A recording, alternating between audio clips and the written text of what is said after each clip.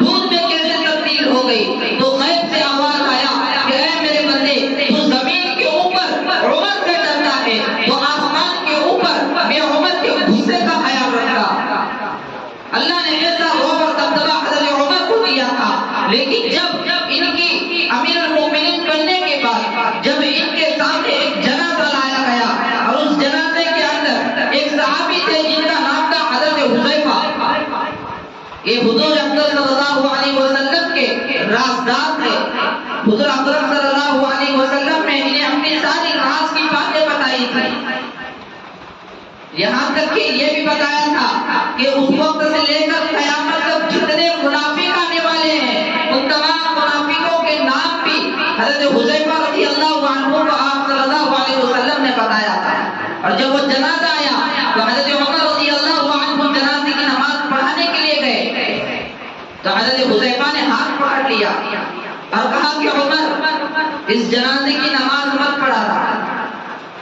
کیونکہ حضور اکرم صلی اللہ علیہ وسلم نے جن منافقوں کے فہرست مجھے دی ہے اس فہرست میں اس کا بھی نام ہے۔ تو حضرت عمر رضی اللہ عنہ وہاں سے چلے گئے اور کہا کہ بھائی اس کا کوئی جنازے کی نماز پڑھا دے، اور جا کر آگے کھڑے ہو گئے۔ پھر جب نماز جنازہ ہو گئی اور حضرت حذیفہ رضی اللہ عنہ حضرت عمر کے پاس آ گئے تو حضرت حذیفہ نے دیکھا کہ حضرت عمر رضی اللہ عنہ کے رو رو کر ایسی حالت ہو گئی تھی کہ ان کے کپڑے مبارک تر ہو گئے تھے۔ تو حضرت حذیفہ نے پوچھا کہ یا عمر مالک کیا ہو گیا ہے، آپ اتنا کیوں روتے ہو؟ تو حضرت عمر رضی اللہ عنہ کہنے لگے کہ اے حذیفہ، میں تجھے خدا کا واسطہ دیتا ہوں، میں تجھے اللہ کا واسطہ دیتا ہوں، سچ بتانا کہ جو فہرست نبی کریم صلی اللہ علیہ وسلم نے منافقوں کی تجھے دی ہے کیا اس کے اندر عمر کا نام ہے یا نہیں؟ یہ ایسا ہوا تھا حضرت عمر رضی اللہ عنہ کا تمام صحابہ کرام کا۔ اور آج کے دور کے اندر جب اللہ کا نام لیا جاتا ہے اور اللہ کا تذکرہ ہوتا ہے تو کسی کے دلوں کے اندر بھی اللہ کا خوف نہیں جاگتا، ہمارے موبائل بند نہیں ہوتے، اذان کی آواز پر نماز کے لیے مسجدوں میں جانے کے لیے ہمارا دل جو ہے نہیں جاتا، ہمارے قدم نہیں پڑتے۔ اس بات کا ثبوت ہے کہ ہمارے دلوں کے اندر اللہ کی محبت ختم ہو گئی ہے، اللہ کا ڈر اور اللہ کی خشیت ہمارے دلوں کے اندر نہیں ہے، قرآن پڑھنے کو ہمارا دل نہیں چاہتا، اللہ کی رضا اور اللہ کی خوشنودی کے لیے ہمارا دل نہیں تڑپتا۔ یہ تو صحابہ کرام تھے جن کو دنیا کے اندر جنت کا سرٹیفکیٹ مل گیا تھا، جنت کا اللہ تبارک و تعالیٰ نے انہیں خوشخبری سنا دی تھی۔ یہ ایسے صحابہ تھے، اس کے باوجود اللہ کا اتنا ڈر تھا، اس کے باوجود ان کے اندر اللہ کا اتنا خوف تھا۔ اور افسوس آج کے دور کے مسلمانوں پر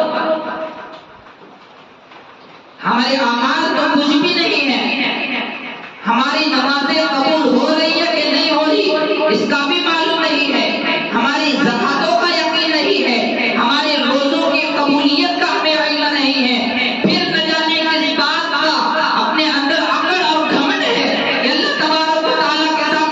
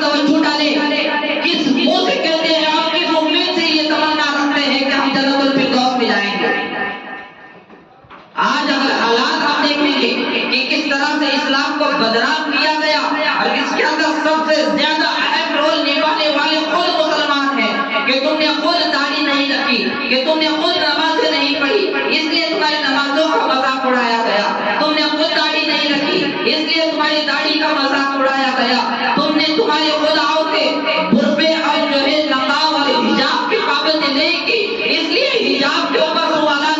اٹھائے گئے۔ اگر میں کہوں تو آج جو کہتے ہیں کہ میری مرضی اور میری زندگی کی یہ ہماری آزادی ہے،